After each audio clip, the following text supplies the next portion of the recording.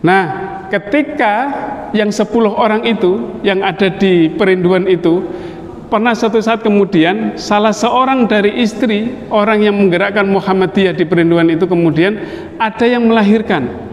Setelah itu anaknya meninggal. Ketika hendak dikuburkan di perinduan, maka kemudian orang-orang perinduan itu menolak. Orang Muhammadiyah tidak boleh dikuburkan di perinduan. Akhirnya sama orang-orang ini kemudian diangkutlah jenazah bersama ibunya itu kemudian dibawa ke Sumeneb dan dimakamkan di Sumeneb dengan diangkut dengan apa itu? Gelinding itu apa namanya? Cikar dengan memakai sapi dibawa ke Sumeneb.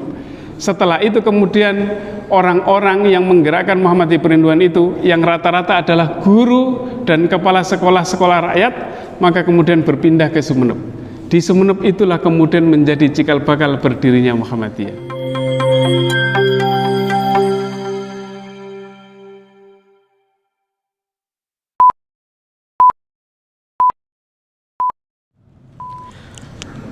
Assalamualaikum warahmatullahi wabarakatuh.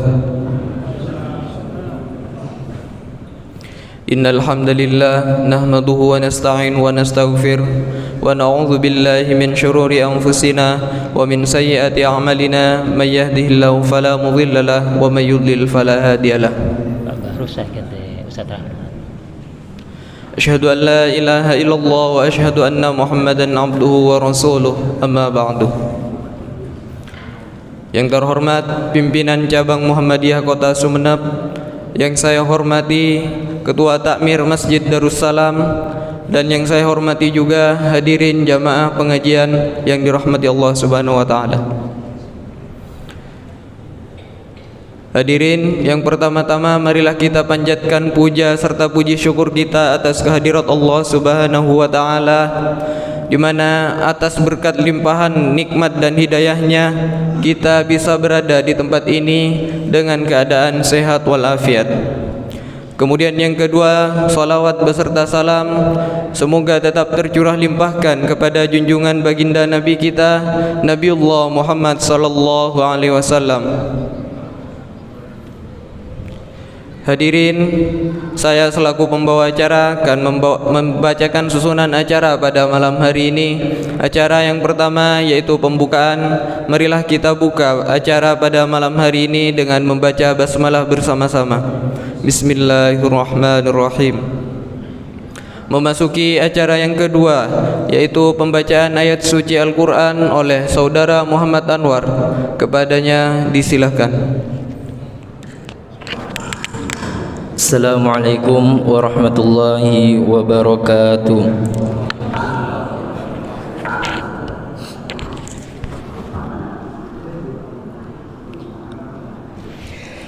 A'udzu billahi minasy syaithanir rajim.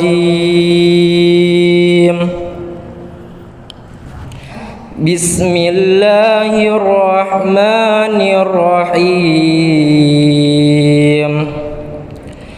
Huwallazi khalaqas samawati wal arda fi sittati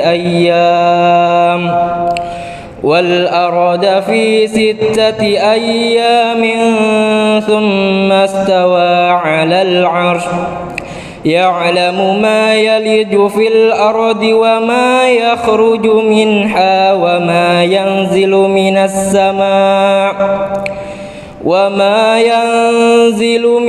samaa'i wa ma ya'ruju fiha wa huwa ma'akum aina ma kuntum wallahu bima ta'maluna basir. Lahu mulkus samawati wal ard wa ila Allahi turja'ul umur. Yulijul layla fin nahari wa yulijun nahara fil layl wa huwa alimun bidatis sudur. Aminu billahi wa rasulihi wa anfiqu. Aminu billahi wa ورسوله وأنفقوا مما جعلكم مستخلفين فيه فالذين آمنوا منكم وأنفقوا لهم أجر كبير وما لكم لا تؤمنون بالله والرسول يدعوكم لتؤمنوا بربكم وقد أخذ ميثاقكم إن كنتم مؤمنين هو الذي ينزل على عبده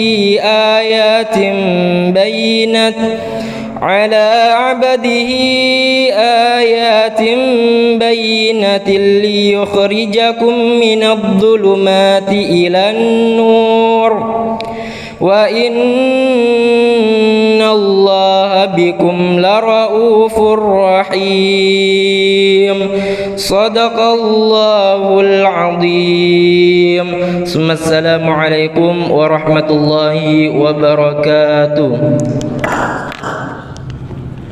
Allahumma arhamna bil Quran. Maha benar Allah dengan segala firman-Nya. Hadirin, memasuki acara inti yakni kajian Al-Islam, di mana hal ini akan disampaikan oleh Al-Ustadz Rahman Arifin ST. Kepada yang terhormat disilahkan. Assalamualaikum warahmatullahi wabarakatuh.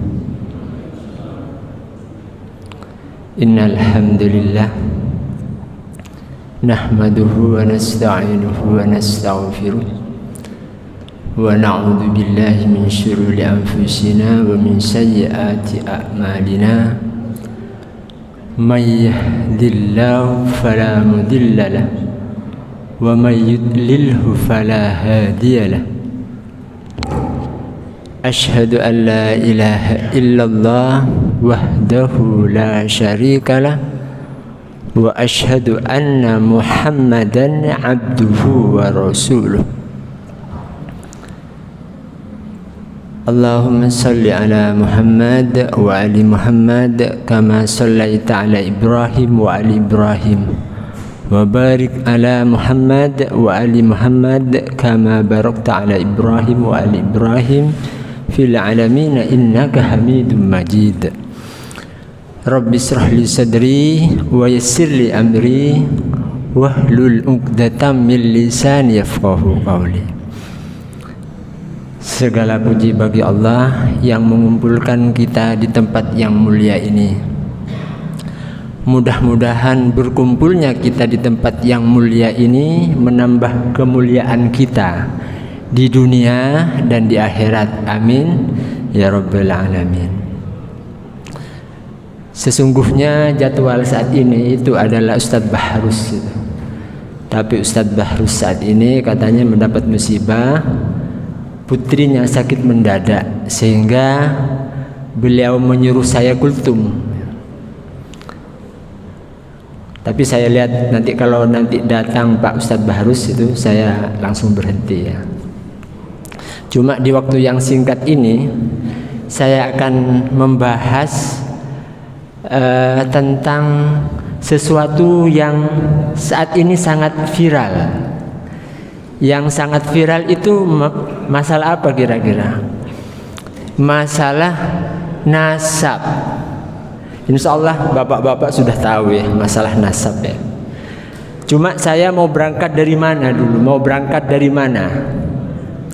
Maaf ya, saya mendapat kabar ngisi di sini saat maghrib tadi. Adzan maghrib disuruh menggantikan Pak Bahrus. Jadi bahannya kalau sedikit saya ambil dari buku-buku yang sudah saya pernah baca 15 tahun yang lalu, berapa tahun di dalam Al-Quran juga itu sudah saya baca. Oh Pak Bahrus sudah datang, alhamdulillah ya. Mungkin nanti saya akan melanjutkan nanti masalah nasab itu.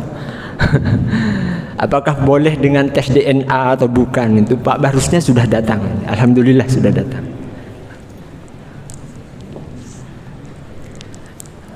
Cukup sekian. Wassalamualaikum warahmatullahi wabarakatuh. Assalamualaikum warahmatullahi wabarakatuh. Alhamdulillah, alhamdulillahilladzi nahmaduhu wa nasta'inuhu wa nastaghfiruh wa na'udzu billahi min syururi anfusina wa min sayyiati a'malina may yahdihillahu fahuwal muhtad wa may yudlil falan tajida lahu waliyyan mursyida.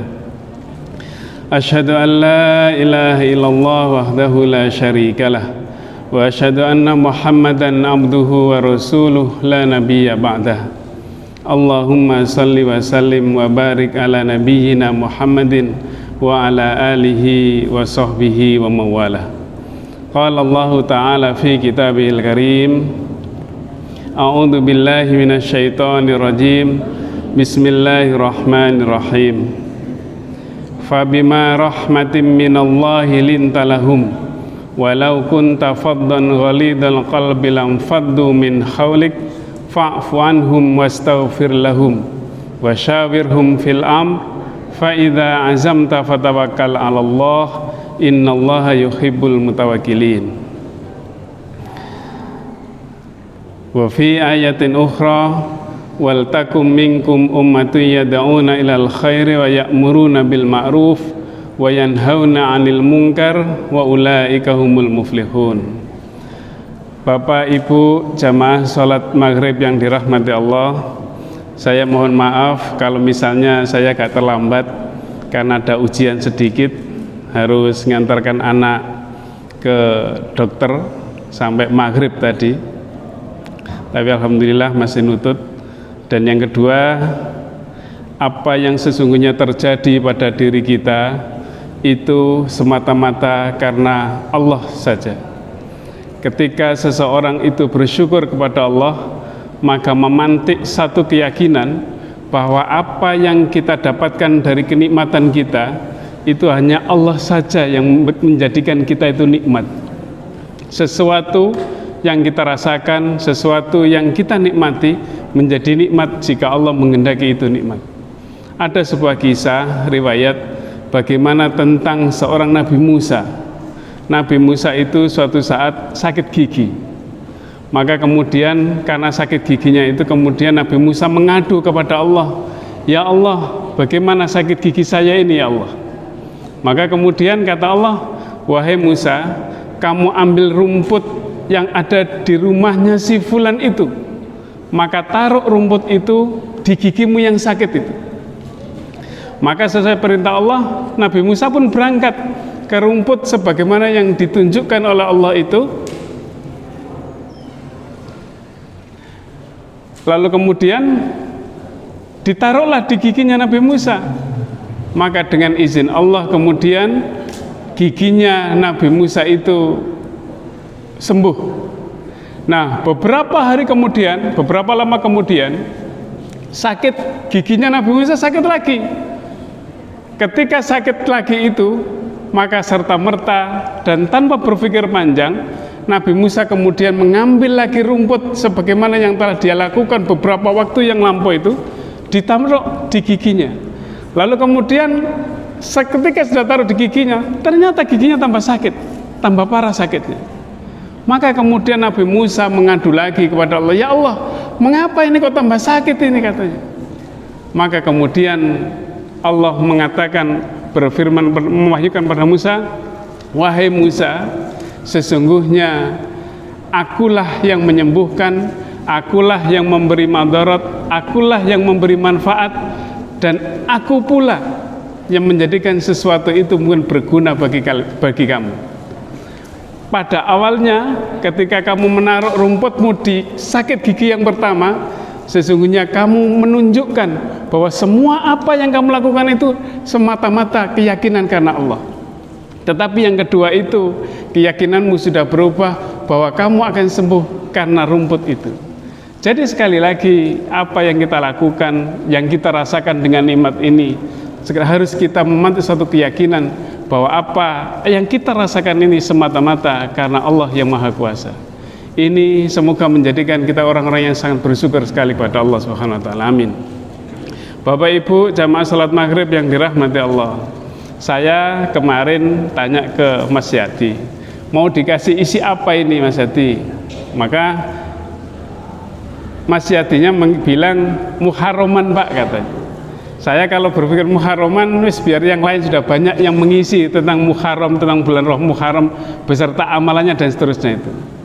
Tetapi yang sering dan yang jarang disampaikan oleh para mubalik di PCM itu adalah tentang sejarah Muhammadiyah. Saya ingin sekarang agak berbeda sedikit dari pengajian yang lain. Kalau di yang lain di Darussalam di hari-hari biasa ya kita berbicara tentang banyak hal, tetapi yang sekarang ini juga sebenarnya yang kita ceritakan nanti juga masih terkait dengan persoalan bagaimana mendakwahkan agama itu. Jadi kalau misalnya dulu pada masa awal ada 2 ayat yang ditekankan ketika awal-awal berdirinya Muhammadiyah. Kalau ngomong lebih baik di luar saja. Dari tadi kok kelihatan Hasan Basri itu bilang kalau sudah memang tidak berniat nggak apa-apa, inilah etika kita. Nah gitu loh. Jadi kenapa orang mendengarkan ikut pengajian itu menjadi mulia? Karena pertama dia akan mendapatkan ilmu, yang kedua karena bagian dari ibadah, dan begitu banyak keutamaan orang melakukan majelis taklim. Maka itu yang dihormati. Hasan Basri itu ketika ada yang disuruh keluar dia, kalau tidak mau tidak apa-apa di luar. Makanya sampai yang menjadi yang sangat salah bagi kita adalah ketika kita tidak mau mengikuti pengajian seseorang hanya karena satu kebencian. Kalau kita tahu Ali bin Abi Thalib mengatakan undur maqala wala tandur mangqala. Dengarkan, lihatlah apa yang disampaikan oleh seseorang itu, tetapi jangan melihat siapa yang menyampaikan itu. Kebiasaan kita, saya ngomong kita berarti biar introspeksi kita semua. Kebiasaan kita, kalau bukan kelompok kita jarang mendengarkan pengajian itu, langsung keluar. Lah kalau itu atas dasar itu kemudian kita tidak ikut pengajian, maka itu dosa besar bagi kita, karena kita merasa membedakan dan merasa ujub, bangga dan sombong dengan diri sendiri. Tetapi ketika kalau kita tidak mengikuti pengajian, misalnya sekarang ada pengajian lalu kita pulang, iya saya ada keperluan lain, itu lebih baik daripada muncul dalam diri kita saya ikut pengajian. Nah, gitu kan? Itu lebih baik. Oh saya ingin ke belakang, enggak apa-apa. Kenapa kok di masjid? Enggak, kalau di masjid enggak enak, saya biar pulang saja. Saya punya keperluan di rumah, pulang enggak apa-apa, enggak bisa ikut pengajian. Tapi kalau enggak ikut pengajian karena seseorang yang menyampaikan itu bukan kelompok kita, dosa besar. Jadi sekali lagi ini pelajaran bagi kita. Semoga ini menjadi catatan bagi kita agar kita bisa mengikuti majelis taklim dan tidak mengganggu orang lain ketika kita melakukan majelis taklim. Saya ingin mengawali lagi, mengulang lagi. Jadi Bapak Ibu jamaah salat maghrib yang dirahmati Allah, kita ini orang bermuhammadiyah itu tidak lain dan tidak bukan adalah dalam rangka berislam. Saya ingin bercerita tentang sejarah berdirinya Muhammadiyah, tidak untuk apapun, tetapi karena agar kita itu punya semangat betapa begitu besar perjuangan seseorang itu ketika di zaman masa awal di Sumeneb itu ada banyak yang ingin bagaimana Muhammadiyah itu berdiri.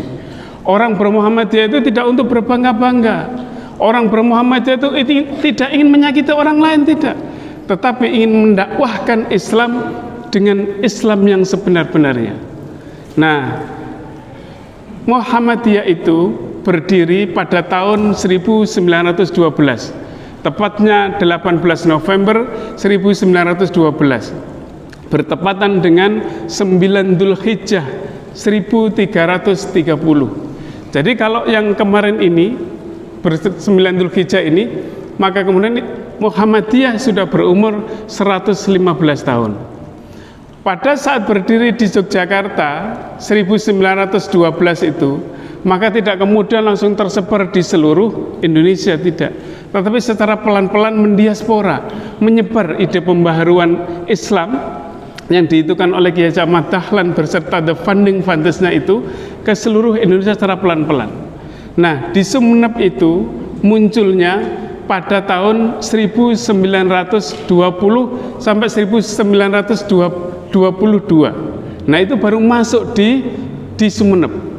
Nah, masuknya ide-ide pembaruan Muhammadiyah masuk ke Sumeneb itu diawali dengan bersama-sama dengan masuknya SI, Syarikat Islam, yang didirikan oleh Hos Cokro Aminoto, Haji Umar Said Cokro Aminoto.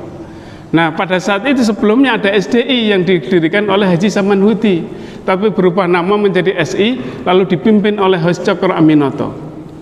SI itu sebagaimana yang disampaikan oleh Kunto Wijoyo dalam disertasinya, berkembang di Madura ini dengan sangat cepat, mulai dari Bangkalan sampai ke Sumeneb. Dan yang paling kemudian kisah tentang Muhammadiyah itu berawal ketika ada di Perinduan. Nah, di Perinduan pada kisaran tahun 1920 itu ada sekelompok orang, kurang lebih 10 orang yang sudah ingin mengikuti atau apa yang ingin menyebarkan gerakan pembaruan Islam Muhammadiyah itu. Hanya saja menjadi sangat berat karena memang yang disampaikan kepada masyarakat itu jauh berbeda dengan yang terjadi di masyarakat yang sudah mentradisi itu. Maka ketika sudah di Perinduan itu, maka mereka dimusuhi. Nah, di Perinduan itu saat tahun 20-an itu ada seorang kiai namanya Kiai Khotib. Kiai Khotib itu adalah murid pertama dari Kiai Sarkawi. Kiai Sarkawi. Siapa Kiai Sarkawi? Kiai Sarkawi adalah seorang kiai muda yang pernah naik haji dan saat itu bersama-sama dengan Haji Gema. Jadi kalau Bapak Ibu misalnya di Perinduan ada Masjid Gema, itu bukan Gema apa, tetapi itu adalah nama orang, nama seorang pengusaha besar di Perinduan bernama Haji Gema. Nah, pada saat perjalanan di kapal itu, Haji Gema itu sakit agak parah. Maka kemudian ketika pada saat sakit itu Haji Gema merasa kayaknya ajalnya sudah dekat. Maka kemudian sebelum sampai menginjakkan di kakinya di Mekah, maka kemudian Haji Gema itu berpesan kepada Kiai Sarkawi itu. Kiai Sarkawi itu masih muda tetapi ilmunya tinggi, makanya dikagumi oleh Haji Gema. Nah, pada saat itu berpesan, kalau misalnya nanti saya mendahului, maka saya minta panjenengan itu, Kiai Sarkawi itu bisa menikahi istri saya yang paling muda bernama Khadijah. Dan rupanya betul, ketika sudah sampai di Hijaz, kemudian Haji Gema itu meninggal dan kemudian dimakamkan di Taif sana. Tetapi kita masih kenal namanya Masjid Gema, karena itu adalah mungkin peninggalan dari Haji Gema. Nah, ketika Kiai Sarkawi itu pulang sampai ke Perinduan, maka dinikahilah istri yang paling muda dari Haji Gema itu, yaitu Khadijah.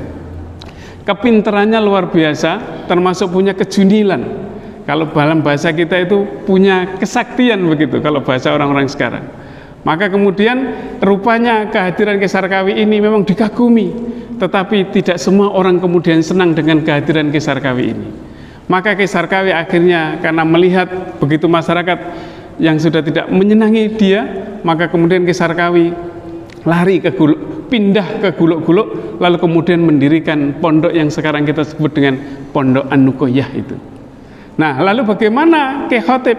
Nah, Kiai Khotib ini sesungguhnya bisa memahami ide-ide pembaruan yang dilakukan oleh 10 orang tadi.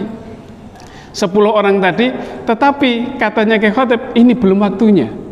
Jadi informasi ini saya himpun dari beberapa buku yang ditulis oleh para antropolog Belanda. Jadi katanya Kiai Khotib ini belum waktunya ide-ide semacam ini ditanamkan di masyarakat Perinduan. Kiai Khotib ini di kemudian hari dia kemudian memiliki anak namanya Kiai Jauhari.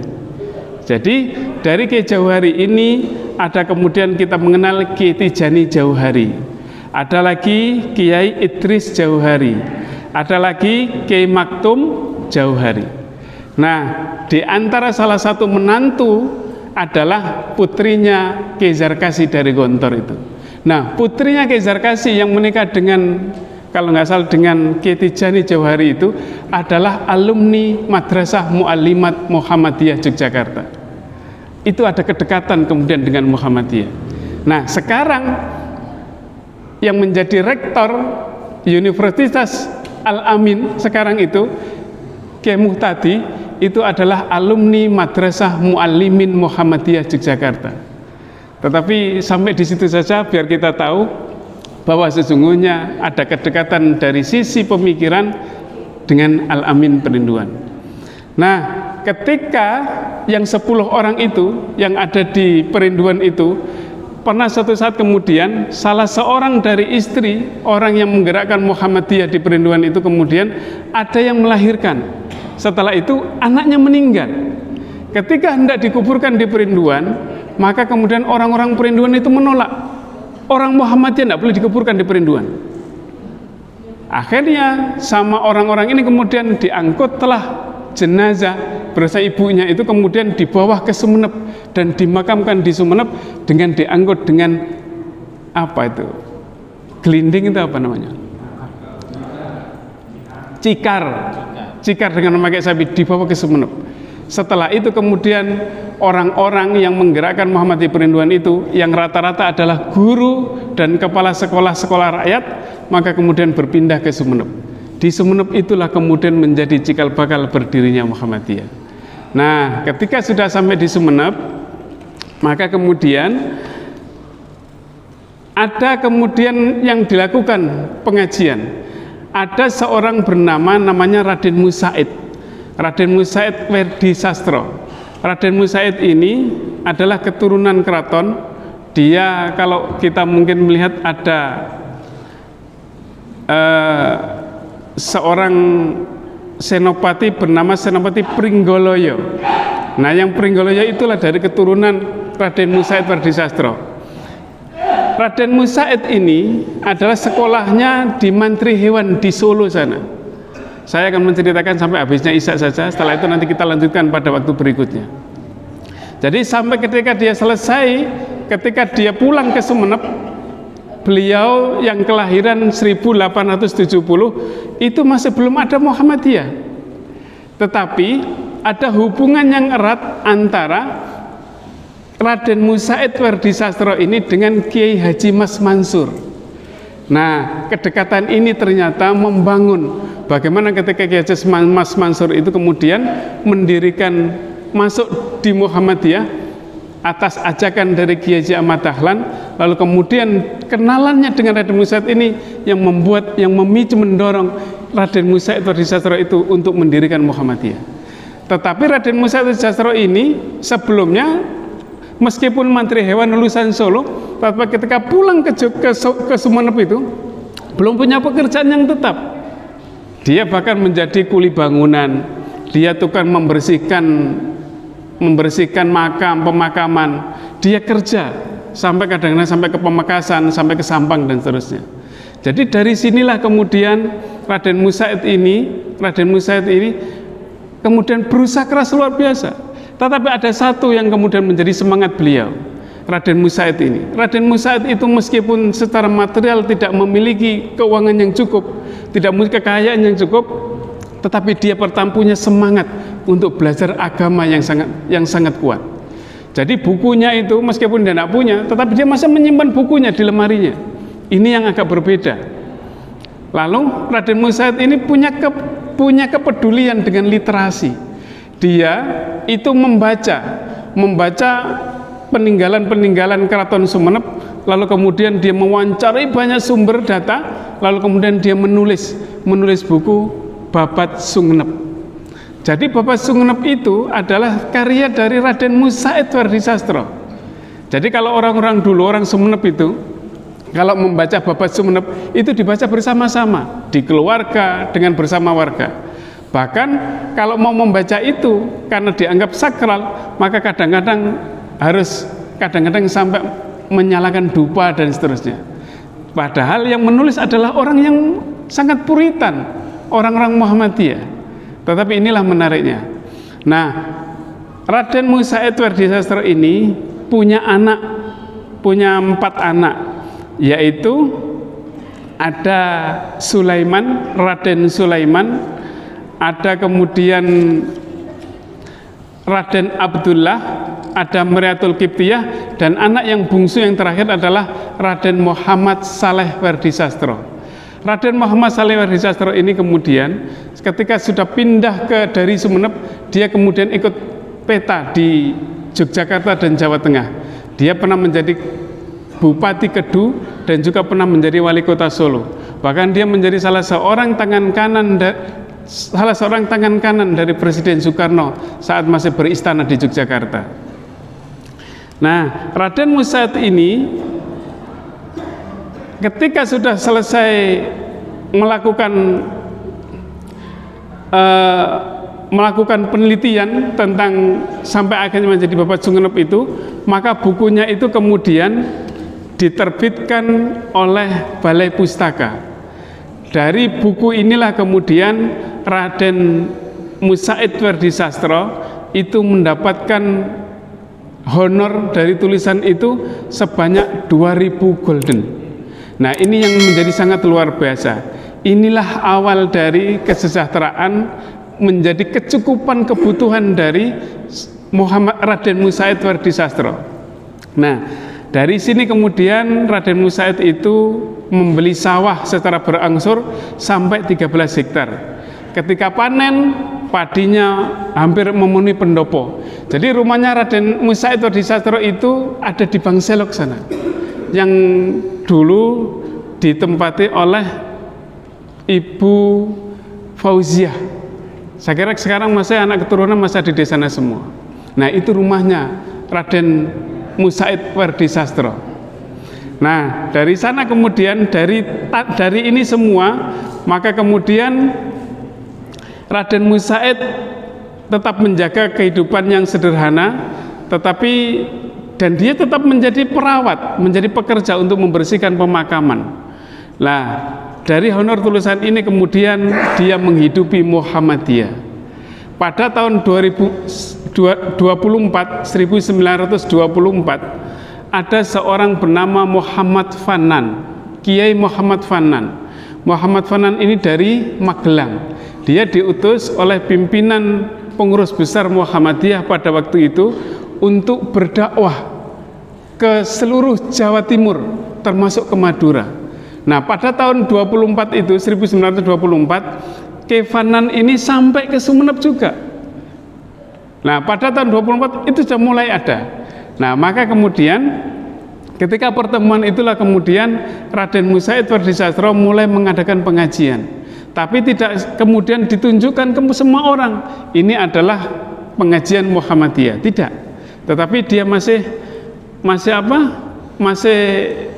biasa secara kelompok pengajian saja, tidak dinamai sebagai pengajian Muhammadiyah.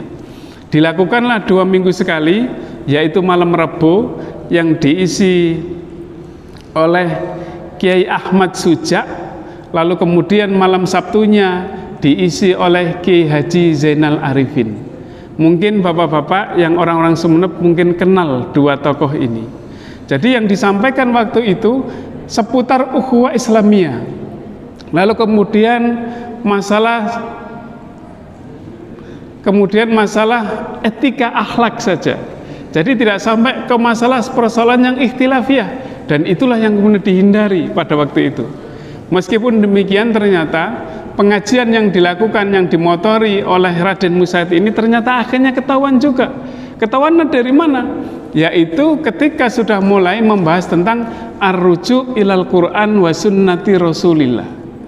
Maka kemudian setelah dilakukan pengajian 2 minggu sekali, bahkan sebulan sekali, biasanya pengajian ini mendatangkan dari Surabaya. Dari Surabaya itu dari Jawa. Dan yang mengikuti pengajian antara 50 sampai 60 orang waktu itu. Jadi tahun 25, 26 itu sudah begitu banyak yang mengikutinya. Nah, kenapa kemudian ini menjadi agak kontroversial? Karena semboyan ar-ruju' ilal Qur'an wa sunnati Rasulillah itu hanya dimiliki oleh Muhammadiyah. Muhammadiyah itu mengakui bahwa sumber ajaran Islam itu cuma dua, yaitu Al-Quran dan Sunnah Rasul. Tetapi selain kita, ada di luar sana, ada yang mengatakan bahwa sumber ajaran Islam itu bisa 4, yaitu Al-Quran, hadis Nabi atau Sunnah Rasul, ijma' dan qiyas. Nah, ini yang agak berbeda. Karena dari perbedaan inilah kemudian pengajian itu menjadi bubar belaka. Nah, pada saat dari bubar inilah kemudian Raden Musa Wardisastro itu yang saat itu sebenarnya sudah sangat berupaya keras supaya apa yang menjadi cikal bakal berdirinya Muhammadiyah, kemudian bersumpah atau istilahnya mengatakan di dalam dirinya bahwa mulai saat ini, katanya Raden Musa Wardisastro mengatakan bahwa kalau selama ini Raden Musa itu beristri 2, yaitu pada dasarnya dia ingin merangkul antara NU dan Muhammadiyah pada tahun 1926 itu, tetapi mulai hari ini saya ikut Muhammadiyah saja. Nah, dari sinilah kemudian mulai berdiri dan kemudian dibentuk dengan Muhammadiyah yang kecil. Tentu saja tidak sebesar sebelumnya ketika masih belum menunjukkan nama Muhammadiyah itu. Jadi inilah kisah-kisah yang sangat luar biasa ketika awal berdirinya Muhammadiyah pada tahun 1920-an yang didirikan oleh Raden Musa Wardisastro bersama teman-temannya waktu itu. Jadi sekali lagi ada satu yang Pak Muhammad Ali Sastronegoro, ayahandanya Ibu Hajah Mardotilah, Bu Marda, itu mengatakan, jadi saat itu ketika mendakwahkan Islam ada 2 yang menjadi catatan, yaitu berpegang pada 2 ayat. Ayat yang pertama adalah berpegang pada ayat surat An-Nahl ayat 125. Ud'u ila sabili rabbik bil hikmah wal mau'izatil hasanah wajadilhum billati hiya ahsan. Ini yang dipegang kuat. Jadi kalau kita menyampaikan dakwah dengan cara yang terbaik, jangan sampai menyinggung dan seterusnya. Itu sudah dihati-hati betul itu oleh generasi awal Muhammadiyah.